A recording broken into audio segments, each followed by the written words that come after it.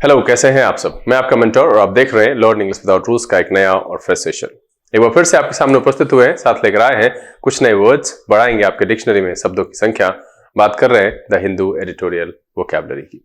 Session को शुरू करते हैं, लेकिन उससे पहले जो लोग इस चैनल पर नए हैं और वैसे पुराने लोग जिन्होंने अब तक चैनल को सब्सक्राइब नहीं किया है, प्लीज सब्सक्राइब कर लीजिए। बेल आइकन प्रेस करके नोटिफिकेशन कॉल पर रखना नहीं भूलेगा, ताकि यहाँ जो वीडियो अपलोड हो उसकी सूचना आपको मिले और कोई भी सेशन मिस ना हो।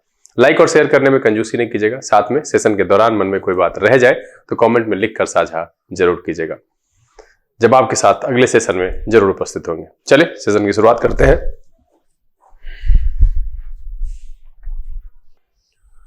लर्न इंग्लिश विदाउट रूल्स के सेशन में एक बार फिर से आप सबका तहे दिल से स्वागत है। उम्मीद है आप सब तैयार हैं। तो चलिए सेशन की शुरुआत करते हैं और शुरू वहीं से करेंगे वर्ड ऑफ द डे से। आज का जो वर्ड ऑफ द डे है वो है हुज्पा। हुज्पा नाउन की तरह इस्तेमाल होता है और इसका मतलब होता है एक्सट्रीम सेल्फ कॉन्फिडेंस और audacity, often seen as bold और चिकी बिहेवियर। हुज्पा का मतलब होता है एक्सट्रीम सेल्फ कॉन्फिडेंस और audacity, often seen as bold और चिकी बिहेवियर। मतलब यह है कि बेहिचक साहस और दुस्साहस को हम हुज्पा कहते हैं। क्या कहते हैं? हुज्पा। यहां मतलब है एक्सट्रीम सेल्फ कॉन्फिडेंस और audacity, often seen as bold और चिकी बिहेवियर। सिनोनिम की बात करें, ऑडेसिटी, बोल्डनेस, नेवर नहीं, नर्व। क्या है? Audacity, boldness and nerve. इसके सिनोनिम के तौर पर प्रयोग करेंगे। एंटोनिम की बात करें, टिमिडिटी, साइनेस एंड मोडेस्टी। क्या हो जाएगा? Timidity, shyness and modesty. एक अर्थ में हुज्पा के एंटोनिम के तौर पर प्रयोग किया जा सकता है। तो यहां पर जो हमने आज वर्ड ऑफ द डे के तौर पर सीखा है वो है हुज्पा। मतलब होता है बेहिचक साहस, दुस्साहस। इस अर्थ में यूज करते हैं एक्सट्रीम सेल्फ कॉन्फिडेंस और audacity, often seen as bold और चिकी बिहेवियर। एग्जांपल की बात करें तो यहां पर है, it takes real chutzpah to walk into a job interview without any qualifications and still demand a high salary. क्या है? It takes real chutzpah to walk into a job interview without any qualifications and still demand a high salary. और मुझे ये example पढ़ करके खुद भी हंसी इसलिए आ रही है कि आज के यंग जनरेशन की यही स्थिति है। जी हाँ, उनको अनुभव लेने के नाम पर बहुत रोना आता है, पढ़ने के नाम पर परेशानी, लेकिन सैलरी शुरू होनी चाहिए मिनिमम 25,000 रुपए से। हाँ, ठीक से बोलने नहीं आता है, आध बोलेंगे, कोच से जाएंगे, बोलेंगे सोचते हैं, सोच नहीं सोचते हैं। ठीक है, और पता नहीं कैसे कैसे। अब देखिए, मैं सबकी बात नहीं कह रहा हूं। मैं जब ये कहता हूं तो मुझे लगता है कि मैं अपने ही सब्सक्राइबर्स को ऑफेंड कर रहा हूं। नहीं जो मेरे सब्सक्राइबर हैं वो पढ़ रहे हैं, तो वो कहीं ना कहीं ये कोशिश कर रहे हैं कि मेरे अंदर ज्ञान बढ़े। वो लगे हुए हैं। ठीक है, भले ही वो सफल नहीं हो पा रहे हैं, कोशिश तो कर रहे हैं, लेकिन आपको मार्केट में ऐसे बहुत सारे लोग मिल जाएंगे। तो उन सब के लिए मेरी तरफ से ही मैसेज है कि बॉस, एक तो अपने आप को अपडेट करिए। दूसरा कि कोई भी गिनती शुरू होती है तो वो जीरो से होती है। तो पहले जहां कहीं से भी शुरू हो रहा है, 25 के इंतजार में बैठे रहेंगे तो उम्र बढ़ेगा, दिन घटेगी। तो बेहतर है कि जहां भी 10, 12 से शुरू हो रहा है, शुरू करिए धीरे धीरे धीरे धीरे, फिर वो 50 तक भी जाएगा। इंसान ही ये सब करता है।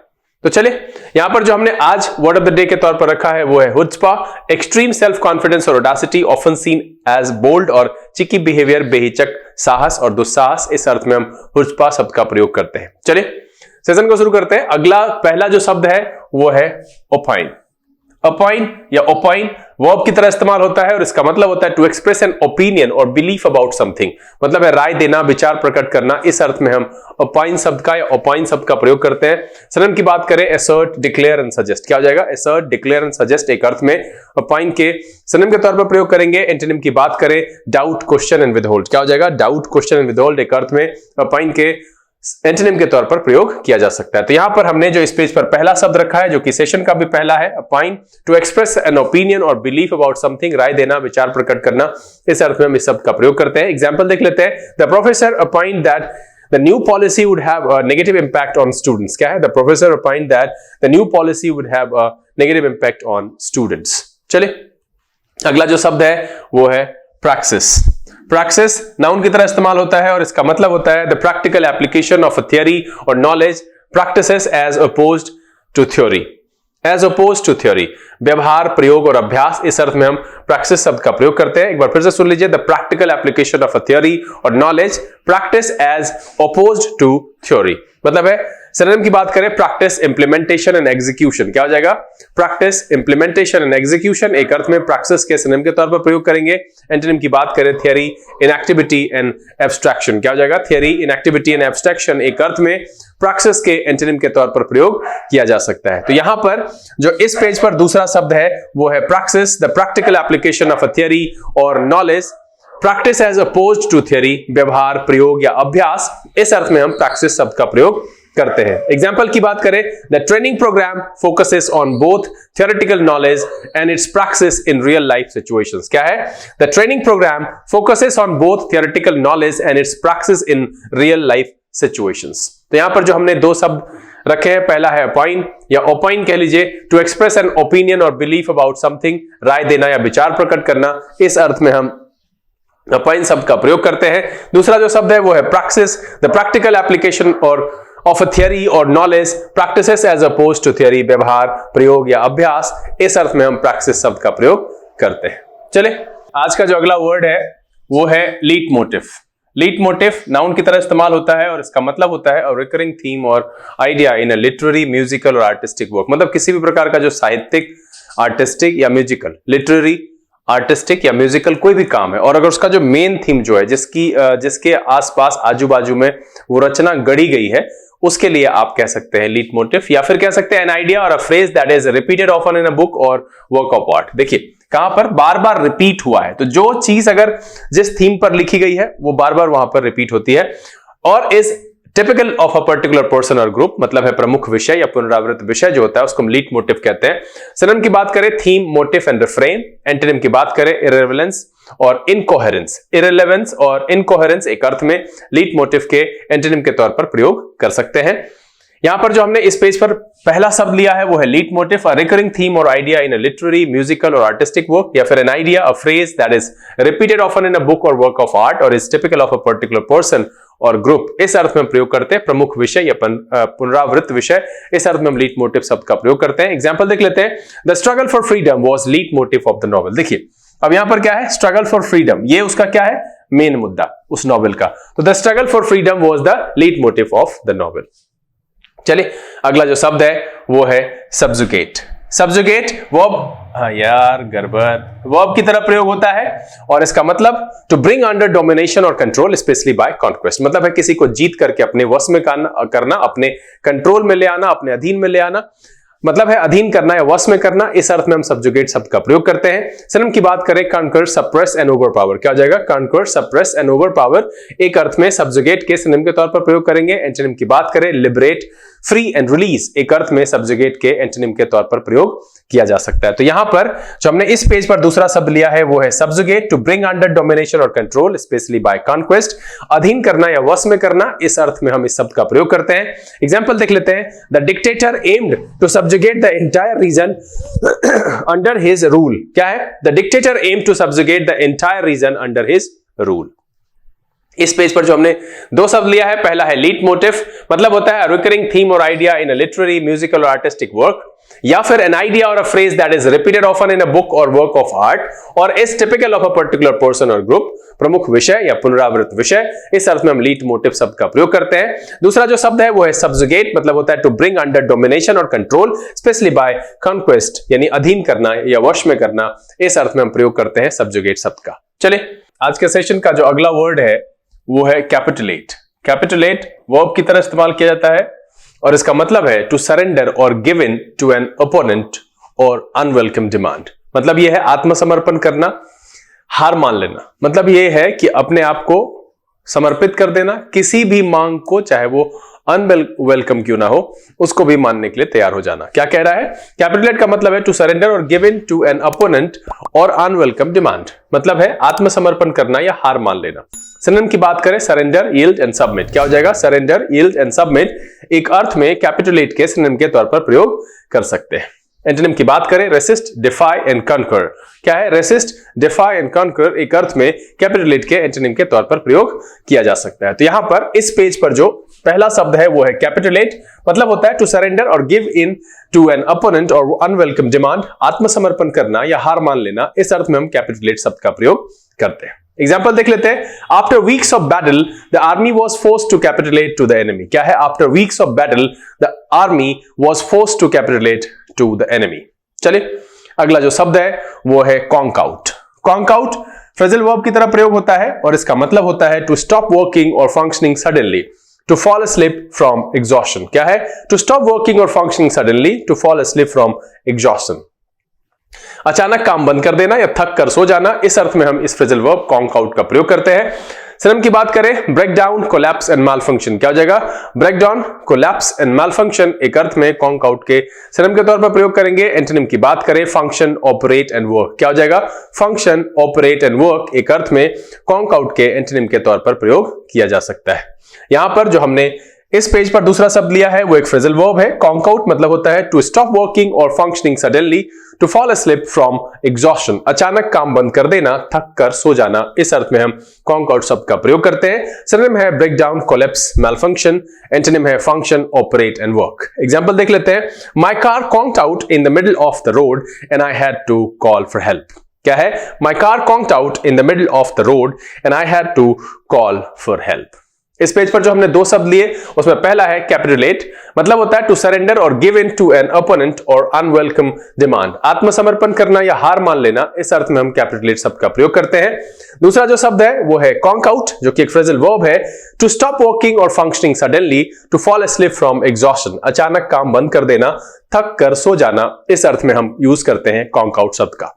चले अगला जो शब्द है वो है डंप ऑन। यह भी एक फ्रेजल वर्ब है और इसका मतलब होता है टू क्रिटिसाइज और blame someone harshly, to unfairly assign a burden और रिस्पॉन्सिबिलिटी, मतलब है कठोर आलोचना करना, अनुचित रूप से किसी पर बोझ डालना। इस दो अर्थ में हम डंप ऑन शब्द का प्रयोग करते हैं। क्या है? टू क्रिटिसाइज और ब्लेम समवन हार्शली और to unfairly assign a burden और रिस्पॉन्सिबिलिटी। सिनोनिम की बात करें क्रिटिसाइज, ब्लेम एंड स्कॉल्ड। क्या हो जाएगा? क्रिटिसाइज, ब्लेम एंड स्कॉल्ड एक अर्थ में डंप ऑन के सिनोनिम के तौर पर प्रयोग करेंगे। एंटोनिम की बात करें प्रेज, एप्रिसिएट एंड हेल। क्या हो जाएगा? प्रेज, एप्रिसिएट एंड हेल एक अर्थ में डंप ऑन के एंटोनिम के तौर पर प्रयोग किया जा सकता है। तो यहां पर इस पेज पर भी जो पहला शब्द है वो भी एक फ्रेजल वर्ब है। डंप ऑन, टू क्रिटिसाइज और blame someone harshly, to unfairly assign a burden और रिस्पॉन्सिबिलिटी, कठोर आलोचना करना, अनुचित रूप से किसी पर बोझ डालना। इस अर्थ में हम डंप ऑन शब्द का प्रयोग करते हैं। एग्जाम्पल देख लेते हैं। My boss always dumps on me for mistakes that aren't even my fault. क्या है? My boss always dumps on me for mistakes that aren't even my fault. चले अगला जो शब्द है वो है टाइड ओवर। टाइड ओवर भी एक फ्रेजल वर्ब है और इसका मतलब होता है to help someone through a difficult period specially financially. क्या है? To help someone through a difficult period specially financially, है ना? मतलब है कठिन समय से उबारना, विशेष रूप से आर्थिक रूप से अगर हम किसी को उबार रहे हैं तो उस अर्थ में हम प्रयोग करते हैं टाइड ओवर का। To help someone through a difficult period specially financially. Synonym की बात करें सस्टेन, सपोर्ट एंड असिस्ट। क्या हो जाएगा? सस्टेन, सपोर्ट एंड असिस्ट एक अर्थ में टाइड ओवर के सिनोनिम के तौर पर प्रयोग करेंगे। एंटोनिम की बात करें अबेंडन, हिंडर एंड नेग्लेक्ट। क्या हो जाएगा? अबेंडन, हिंडर एंड नेग्लेक्ट एक अर्थ में टाइड ओवर के एंटोनिम के तौर पर प्रयोग किया जा सकता है। एग्जाम्पल देख लेते हैं। अच्छा, उससे पहले एक बार और रिवीजन कर देते हैं। यहां पर जो हमने दूसरा शब्द लिया है वो भी एक फ्रेजल वर्ब है, tide over, to help someone through a difficult period specially financially, मतलब है किसी को आर्थिक रूप से अगर हम मदद करते हैं कठिन समय में उससे उसको उबारने के लिए, तो उसके लिए जो शब्द प्रयोग करेंगे वो है टाइड ओवर, जो कि एक फ्रेजल वर्ब है। एग्जांपल देख लेते हैं। A small loan from my friend help me tide over my financial crisis. क्या है? A small loan from my friend help me tide over my financial crisis. तो यहां पर जो हमने दो शब्द लिया है उसमें पहला है डंप ऑन। डंप ऑन का मतलब होता है टू क्रिटिसाइज और ब्लेम समवन हार्शली और to unfairly assign a burden और रिस्पॉन्सिबिलिटी, कठोर आलोचना करना, अनुचित रूप से किसी पर बोझ डालना। इस अर्थ में हम डंप ऑन शब्द का प्रयोग करते हैं। उसके बाद जो दूसरा शब्द हमने यहां पर लिया है वो है tide over, to help someone through a difficult period specially financially, कठिन समय से उबारना, विशेष रूप से आर्थिक मदद देकर के, आर्थिक रूप से हेल्प करके। इस अर्थ में हम टाइड ओवर शब्द का प्रयोग करते हैं। चलिए अगला जो शब्द है वो है इरिडेंटा। इरेडेंटा नाउन की तरह प्रयोग होता है और इसका मतलब होता है अ टेरिटरी हिस्टोरिकली और ethnically related to one political unit but under the control of another. मतलब है एक भूभाग जो ऐतिहासिक या जातीय रूप से किसी अन्य राजनीतिक इकाई से संबंधित होता है लेकिन किसी अन्य के नियंत्रण में होता है। जैसे कि अभी पीओके, वो एक्चुअली इंडिया का हिस्सा है बट अभी वो पाकिस्तान ऑक्यूपाइड है, तो उसके लिए आप इरेडेंटा शब्द का प्रयोग कर सकते हैं। यहां पर क्या कह रहा है, अ टेरिटरी हिस्टोरिकली और ethnically related to one political unit but under the control of another. एक भूभाग जो ऐतिहासिक या जातीय रूप से किसी अन्य राजनीतिक इकाई से संबंधित होता है लेकिन किसी अन्य के नियंत्रण में होता है, इस अर्थ में हम इरेडेंटा शब्द का प्रयोग करते हैं। सिनोनिम की बात करें, एनेक्स्ड लैंड, डिस्प्यूटेड टेरिटरी। अब इसके लिए कोई एक सटीक वर्ड तो है नहीं, तो बना करके आप यहां पर लिख सकते हैं एनेक्स्ड लैंड, जैसे मैंने कहा डिस्प्यूटेड टेरिटरी, एक अर्थ में इरेडेंटा के सिनोनिम के तौर पर प्रयोग करेंगे। एंटोनिम की बात करें, sovereign land and unified state. क्या हो जाएगा, sovereign land and unified state, एक अर्थ में इरेडेंटा के एंटोनिम के तौर पर प्रयोग किया जा सकता है। तो यहां पर इस पेज पर जो पहला शब्द है वो है इरेडेंटा, अ टेरिटरी हिस्टोरिकली और ethnically related to one political unit but under the control of another. एक भूभाग जो ऐतिहासिक या जातीय रूप से किसी अन्य राजनीतिक इकाई से संबंधित होता है लेकिन किसी अन्य के नियंत्रण में होता है, इस अर्थ में प्रयोग करते हैं हम इरेडेंटा का।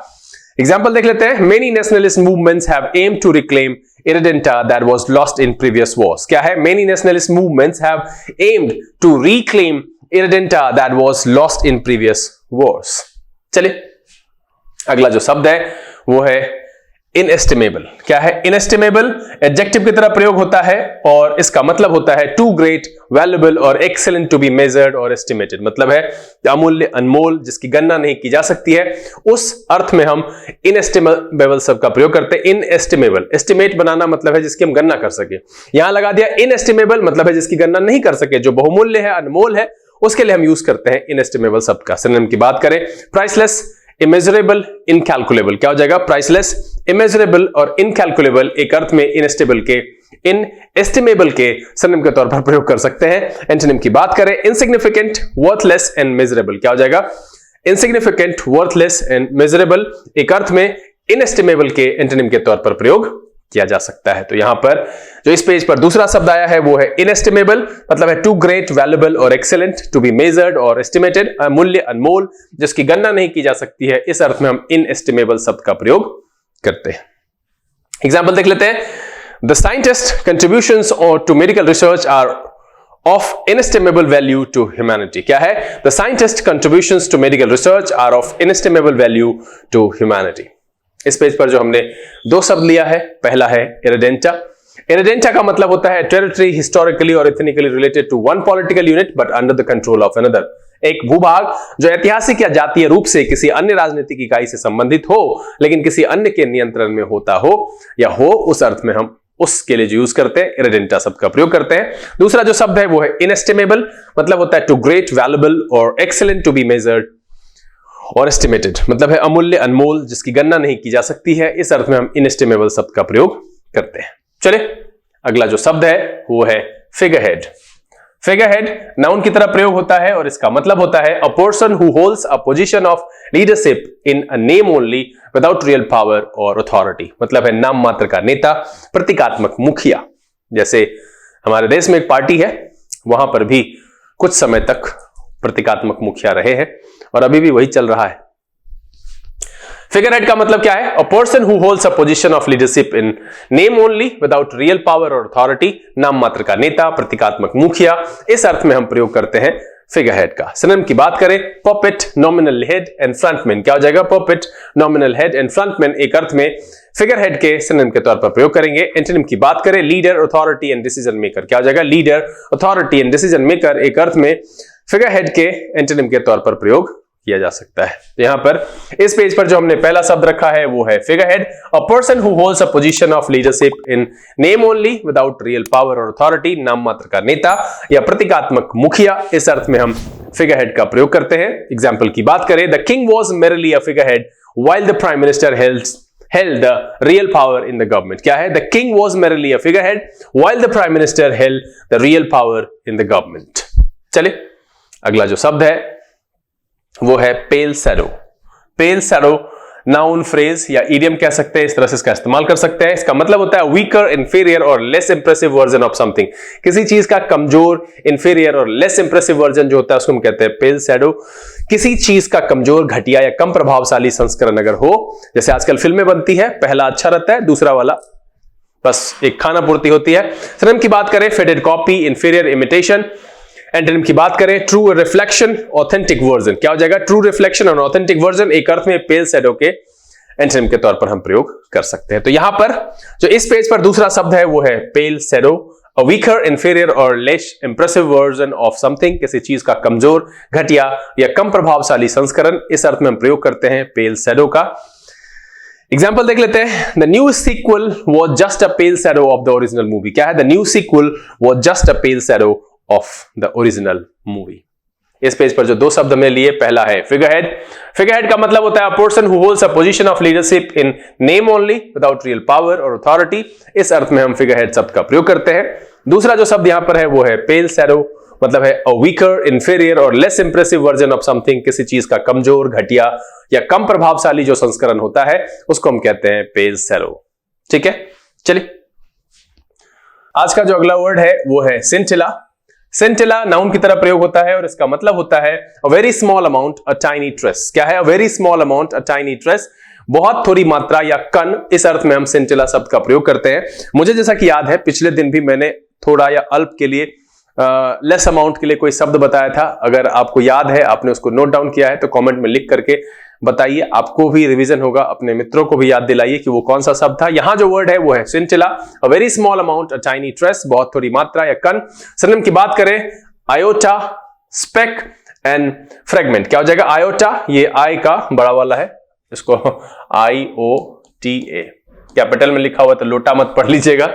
आयोटा, स्पेक एंड फ्रेगमेंट एक अर्थ में सेंटिला के सिनोनिम के तौर पर प्रयोग करेंगे। एंटोनिम की बात करें एबंडेंस, सरप्लस एंड एक्सेस। क्या हो जाएगा? एबंडेंस, सरप्लस एंड एक्सेस एक अर्थ में सेंटिला के एंटोनिम के तौर पर प्रयोग किया जाएगा। तो यहां पर जो इस पेज पर पहला शब्द आया है वो है सेंटिला। सेंटिला का मतलब है very small amount, a tiny trace, बहुत थोड़ी मात्रा या कण। इस अर्थ में हम यूज करते हैं सेंटिला शब्द का। एग्जांपल देख लेते हैं। There wasn't a scintilla of doubt in her mind about his honesty. क्या है? There wasn't a scintilla of doubt in her mind about his honesty. चलिए अगला जो शब्द है वो है डेमागोग।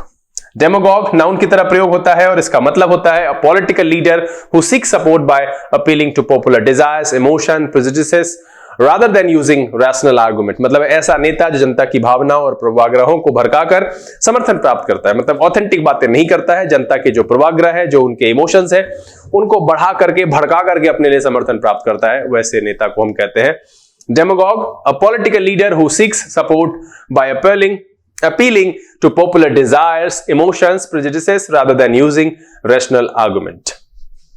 चलिए सिनोनिम की बात कर लेते हैं। Agitator, rabble rouser and firebrand. क्या है? Agitator, rabble rouser and firebrand. अब मैं यहां आप सबसे चाहता हूं कि फायरब्रांड का मीनिंग क्या है वो लिखिए। मैंने आप सबको ये फायरब्रांड सब पढ़ाया है, मुझे जैसा कि याद है। क्या आपको याद आ रहा है? अगर आपको याद आ रहा है तो कमेंट में हाँ लिखिएगा, साथ में मीनिंग भी उसका लिखिएगा। तो यहां पर क्या है? डेमागोग के सिनोनिम के तौर पर agitator, rabble rouser and firebrand use किया जाएगा। एंटोनिम की बात करें पीसमेकर, डिप्लोमैट एंड स्टेट्समैन। क्या हो जाएगा? पीसमेकर, डिप्लोमैट एंड स्टेट्समैन एक अर्थ में डेमागोग के एंटोनिम के तौर पर प्रयोग किया जा सकता है। तो इस पेज पर जो दूसरा शब्द है वो है demagogue. A political leader who seeks support by appealing to popular desires, emotions, prejudices rather than using rational argument. ऐसा नेता जो जनता की भावनाओं और पूर्वाग्रहों को भड़काकर समर्थन प्राप्त करता है, उसे कहते हैं डेमागोग। एग्जाम्पल देख लेते हैं। The demagogue delivered fiery speeches to manipulate public sentiment before the elections। क्या है? The demagogue delivered fiery speeches to manipulate public sentiment before the elections। तो इस पेज पर जो दो शब्द हमने लिया, पहला है scintilla. Scintilla, very small amount, a tiny trace, इस अर्थ में यूज करते हैं, बहुत थोड़ी मात्रा या कण के अर्थ में हम सेंटिला शब्द का प्रयोग करते हैं। दूसरा जो शब्द है वो है demagogue, a political leader who seeks support by appealing to popular desires, emotions, prejudices rather than using rational arguments। ऐसा नेता जो जनता की भावनाओं और पूर्वाग्रहों को भड़काकर समर्थन प्राप्त करता है, उस अर्थ में हम डेमागोग शब्द का प्रयोग करते हैं। चलिए अगला जो शब्द है वो है बोनोमी। बोनोमी नाउन की तरह प्रयोग होता है और इसका मतलब होता है cheer cheerful friendliness, a warm and pleasant atmosphere। क्या है cheerful friendliness, a warm and pleasant atmosphere?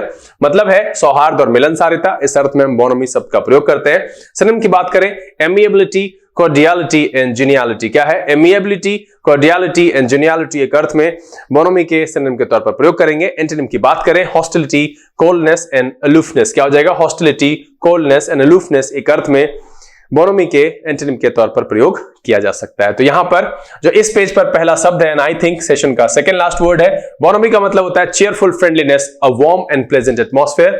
इस अर्थ में हम यूज करते हैं सौहार्द और मिलनसारिता के अर्थ में बोनोमी शब्द का प्रयोग किया जाता है। एग्जाम्पल देख लेते हैं। The bonhomie among the teammates helped them work together smoothly during the project। क्या है The bonhomie among the teammates helped them work together smoothly during the project। चले आज के सेशन का जो आखिरी शब्द है वो है सेक्टेरियन। सेक्टेरियन एडजेक्टिव और नाउन दोनों तरीके से प्रयोग किया जा सकता है और इसका मतलब होता है रिलेटिंग टू और showing strong support for a particular religious और political group often to the point of being narrow minded और प्रेजुडिस्ड। मतलब होता है सांप्रदायिक के अर्थ में, है ना। क्या कह रहा है रिलेटिंग टू और showing strong support for a particular religious और पॉलिटिकल ग्रुप। मतलब किसी रिलीजियस और पॉलिटिकल ग्रुप के सपोर्ट में जो है वो किस तरीके का, often to the point of being narrow minded, है ना, एक संकीर्ण मानसिकता वाला सपोर्ट और बायस्ड प्रेजुडिस्ड जो सपोर्ट होता है उसके लिए हम यूज करते हैं सेक्टेरियन शब्द का, यानी सांप्रदायिक। सिनोनिम की बात करें पार्टीसन, फैक्शनल एंड डिवाइसिव। क्या है पार्टीसन, फैक्शनल एंड डिवाइसिव एक अर्थ में सेक्टेरियन के सिनोनिम के तौर पर प्रयोग करेंगे। एंटोनिम की बात करें tolerant, unbiased and open minded. क्या हो जाएगा tolerant, unbiased and open minded एक अर्थ में सेक्टेरियन के एंटोनिम के तौर पर प्रयोग किया जा सकता है। तो यहां पर जो इस पेज पर दूसरा शब्द जो कि सेशन का आखिरी है वो है सेक्टेरियन। मतलब होता है रिलेटिंग टू और showing strong support for a particular religious और political group often to the point of being narrow minded और प्रेजुडिस्ड। मतलब है सांप्रदायिक। इस अर्थ में हम सेक्टेरियन शब्द का प्रयोग करते हैं। एग्जांपल देख लेते हैं। He said his players had been subjected to sectarian abuse। क्या है He said his players had been subjected to sectarian abuse। तो इस पेज पर जो हमने दो शब्द लिया है उसमें है बोनोमी पहला cheerful friendliness, a warm and pleasant atmosphere, सौहार्द और मिलनसारिता। इस अर्थ में हम बोनोमी शब्द का प्रयोग करते हैं। दूसरा जो शब्द है वो है सेक्टेरियन, रिलेटिंग टू और showing strong support for a particular religious और political group often to the point of being narrow minded और प्रेजुडिस्ड। मतलब है सांप्रदायिक। इस अर्थ में हम प्रयोग करते हैं सेक्टेरियन शब्द का। उम्मीद है कि आज के सेशन में वर्ड ऑफ द डे को मिलाते हुए जो कुल 17 शब्द आपके सामने रखे गए सबके सब नए थे, बहुत कुछ सीखने के लिए मिला और पढ़ करके काफी मजा आया और फाइनली ये सेशन पसंद आया। अगर ये वीडियो अच्छा लगा आप इसको लाइक कर दीजिए। अब तक चैनल सब्सक्राइब नहीं किया है तो प्लीज सब्सक्राइब कर लीजिएगा। बेल आइकन प्रेस करके नोटिफिकेशन कॉल पर रखना नहीं भूलिएगा ताकि यहाँ जो वीडियो अपलोड हो उसकी सूचना आपको मिले और कोई भी सेशन मिस ना हो। समय अस्पताल लेने का बहुत जल्द इस तरह के एपिसोड के साथ फिर आपके सामने उपस्थित होंगे।